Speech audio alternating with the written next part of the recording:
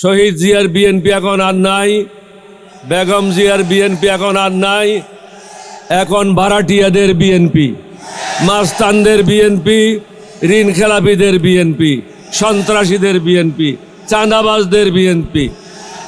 দেশের লোকেরা আপনাদেরকে প্রত্যাখ্যান করেছে, যার জন্য আপনাদের মুখে হাসি নাই। এখন থেকে হাসি বন্ধ, কয়েকদিন পরে কাশিও বন্ধ হয়ে যাবে। এটার জন্য আমরা দায়ী না, আপনারা নিজেই দায়ী। কারণ আপনারা বলছেন আপনি একটা হারামিকে ভোট দেবেন আর বলবেন যে সমাজ ভালো করেন। সমাজ কীভাবে ভালো হবে? সমাজ ভালো করার জন্য ভালো লোকদেরকে ভোট দিতে হবে। আমি আর বক্তব্য দীর্ঘায়িত করবে না। আশা করি জাতি আমার মেসেজটা পেয়েছে। কিছু কিছু আমাদের বিরুদ্ধে বক্তব্য আসছে, কয়েকটা বক্তব্যের জবাব দেব। বিভিন্ন জায়গায় যাদের কাছে কোনো দেশের জন্য কোনো বক্তব্য নাই, জনগণের জন্য কোনো বক্তব্য নাই, তারা মাঠে বলে বেড়াচ্ছে জামায়াত ইসলামের নেতৃত্বে যদি আগামী দিনের সরকার গঠন হয় সবাইকে বোরকা পড়তে হবে। এই ধরনের কোনো অবস্থা কখনো সৃষ্টি হবে না। যে রকম আছে সেরকমই থাকবে। অনেকে বলে শরিয়া আইন চালু হবে। এটা হিন্দু মুসলমান, বৌদ্ধ খ্রিস্টান মুসলমান সবাইয়ের দেশ। শফিকুর রহমান সাহেব স্পষ্ট ভাষায় বলেছেন সংবিধান অনুযায়ী এই দেশ পরিচালনা হবে। সুতরাং আমি মনে করি আপনারা যারা পরাজিত সৈনিক বলতে আমি বলছি বিএনপি, শহীদ জিয়ার বিএনপি এখন আর নাই, বেগম জিয়ার বিএনপি এখন আর নাই, এখন ভাড়াটিয়াদের বিএনপি, মাস্তানদের বিএনপি, ঋণ খেলাপিদের বিএনপি, সন্ত্রাসীদের বিএনপি, চাঁদাবাজদের বিএনপি। দেশের লোকেরা আপনাদেরকে প্রত্যাখ্যান করেছে, যার জন্য আপনাদের মুখে হাসি নাই। এখন থেকে হাসি বন্ধ, কয়েকদিন পরে কাশিও বন্ধ হয়ে যাবে। এটার জন্য আমরা দায়ী না, আপনারা নিজেই দায়ী। কারণ আপনারা বলছেন আমাদেরকে সব কিছু করার আগে অনুমতি লাগবে। আপনারা নিজেই বলেছেন, এটা আমরা বলি নাই। আমরা কেন একত্রিত হয়েছি? সবাই মনে করে জামায়াত ইসলাম মানে মৌলবাদী। একজন আমেরিকান অ্যাম্বাসেডার উইলিয়াম বি মাইলম, তিনি আমার অফিসে আসছিলেন। আমাকে বললেন জামায়াত ইসলাম তো মৌলবাদী। আমি তুমি ঠিক বলছো, তুমি কি মৌলবাদী না? বলছে না। আমি তুমি মিথ্যা কথা বলছো। তুমি কি তোমার খ্রিস্টানিটিতে বিশ্বাস করো না? বলছে বিশ্বাস করি। তাহলে তোমার খ্রিস্টানিটিতে কতগুলি মূল মন্ত্র আছে না? বলা আছে। তাহলে যে এগুলি তো হলো মূল মন্ত্রে যারা বিশ্বাস করে তারাই তো মৌলবাদী। প্রত্যেকটা মানুষ মৌলবাদী। যে হিন্দু সেও মৌলবাদী, যে বুদ্ধিস্ট সে মৌলবাদী, যে খ্রিস্টান সেও মৌলবাদী। আমরা সবাই মৌলবাদী। আমি বল তুমি বলতে চাচ্ছ এক্সট্রিমিস্ট। এটা দুইটা পার্থক্য জিনিস। সুতরাং আপনারা যে ওষুধগুলি নিয়ে বাজারে বেরিয়েছেন এগুলি পুরানো ওষুধ। এই ওষুধ আর কাজ হবে না। বৈজ্ঞানিক যুগে নতুন নতুন ওষুধের প্রয়োজন। এখন আমার বয়স 87। আমি যদি আমার 27 বছরের ফটো লাগাই দিই বাইরে, মানুষে কি বলবে? বলে তো ওর মাথা খারাপ হয়ে গেছে। এখনকার সাথে যুগের সাথে তাল মিলিয়ে চলেন। আমরা কেন এখানে আসছি? সবাই মনে করে বোধহয় জামায়াত ইসলাম মানে এখানে সব মৌলানা। মঞ্চে দেখেন শুধু একজন মৌলানার নাম বলছে, আব্দুল হালিম সাহেব। বাকি সব barrister, engineer, doctor. Shafiqur Rahman সাহেব নিজেই ডাক্তার। সব শিক্ষিত লোকের সমাগম 11 দলীয় ঐক্য জোট হয়েছে। সুতরাং সমগ্র জাতিকে বলবো ভুল করবেন না। আমি একজন মুক্তিযোদ্ধা। এটা হলো আমার জীবনের শেষ যুদ্ধ। এই যুদ্ধ হলো সন্ত্রাসীদের বিরুদ্ধে, চাঁদাবাজদের বিরুদ্ধে, মাস্তানদের বিরুদ্ধে, টেন্ডারবাজদের বিরুদ্ধে। মানুষকে জেগে উঠতে হবে।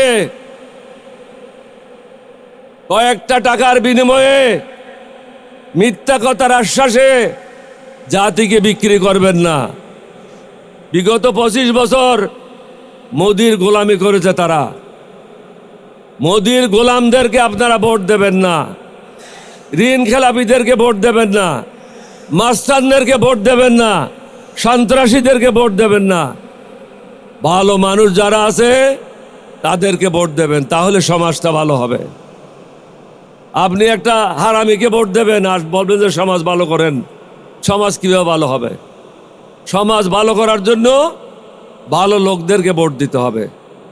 আমি আর বক্তব্য দীর্ঘায়িত করবে না। আশা করি জাতি আমার মেসেজটা পেয়েছে।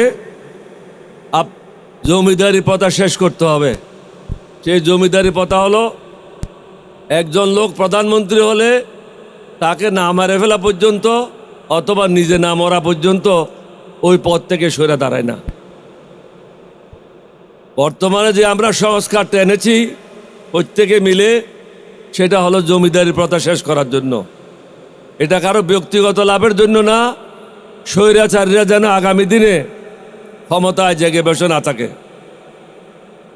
আপনাদেরকে অনুরোধ করব, সমগ্র দেশবাসীকে, দেশের ক্ষতি করবেন না। দেশের কথা চিন্তা করেন, নিজের কথা পরে চিন্তা করেন। দেশকে বাঁচান, দালালদেরকে চিহ্নিত করেন, যারা ব্যাংকের টাকা লুট করেছে তাদেরকে চিহ্নিত করেন, চাঁদাবাজদেরকে চিহ্নিত করেন। এটা কঠিন কাজ না। যারা এই দেশের বিরুদ্ধে অবস্থান নিয়েছিল তাদেরকে চিহ্নিত করেন। আজকে যে আমরা এখানে বক্তব্য রাখার জন্য এসেছি, এই সুযোগটা কে করে দিয়েছে?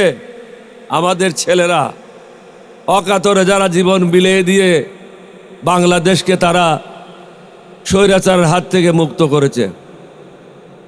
আজকে যারা নির্বাচন করার জন্য মাঠে নেমেছেন, 11 দলের বিরুদ্ধে বলছেন, জামাতের বিরুদ্ধে বলছেন, এই সুযোগটাকে কীভাবে পেলেন? এটা তো আমি বলছি না, ফখরুল ইসলাম নিজেই বলেছে যে আমাদের এই সংগ্রামে কোনো অংশগ্রহণ ছিল না। তাহলে দেশবাসীকে বুঝতে হবে তারা কাদের জন্য কাজ করেছে। তারা ভারতের মোদির ইশারায় কাজ করেছে, মোদির দালাল হিসাবে কাজ করেছে। দালালদেরকে চিহ্নিত করেন। বাংলাদেশে যারা পরিবর্তন আনতে চায়, সুশাসন আনতে চায়, ন্যায় বিচার আনতে চায়, প্রত্যেক ধর্মের জন্য সমান সুযোগ সৃষ্টি করতে চায়, তাদেরকে আগামী দিনে ভোট দেবেন। এই এলাকায় যিনি প্রার্থী হয়েছেন তিনি হলেন দাঁড়িপাল্লার।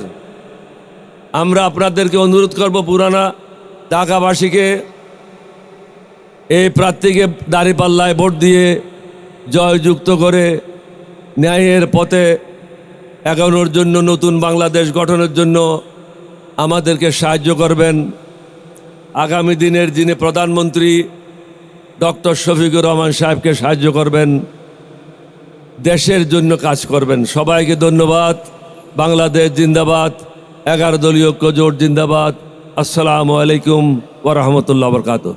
প্রধান অতিথি বাংলাদেশের ভবিষ্যৎ প্রধানমন্ত্রী, আমিরে জামাত, মানবিক বাংলাদেশের স্থপতি ডাক্তার শফিকুর রহমান, উপস্থিত বিশেষ অতিথি বাংলাদেশের স্বাধীনতা সংগ্রামের অন্যতম নায়ক, বীর মুক্তিযোদ্ধা doctor colonel Oli Ahmad Bikram, chairman Liberal Democratic Party, আজকের এই সভায় উপস্থিত 71-এর বীর এবং 24-এর বীর যোদ্ধাসহ জাতীয় নেতৃবৃন্দ, সংগ্রামী এলাকাবাসী, আজকের এই প্রোগ্রামে আমাদের প্রধান অতিথি এবং 71-এর বীর আপনাদের সামনে গুরুত্বপূর্ণ বক্তব্য রাখবেন।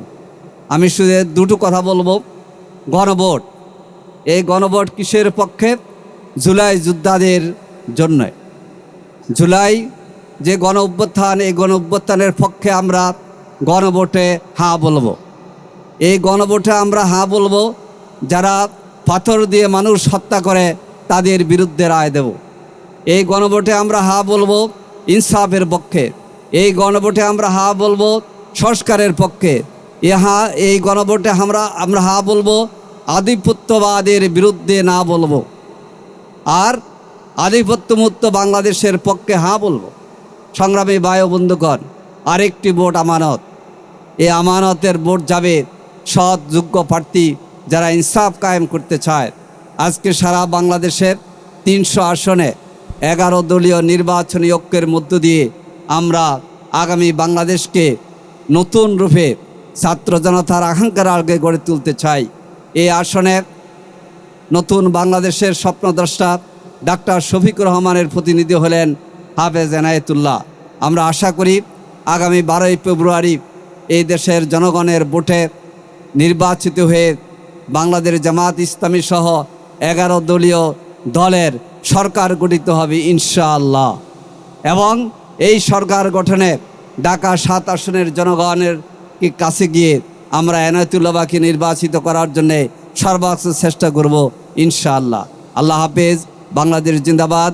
11 দলীয় নির্বাচনী ঐক্য জিন্দাবাদ।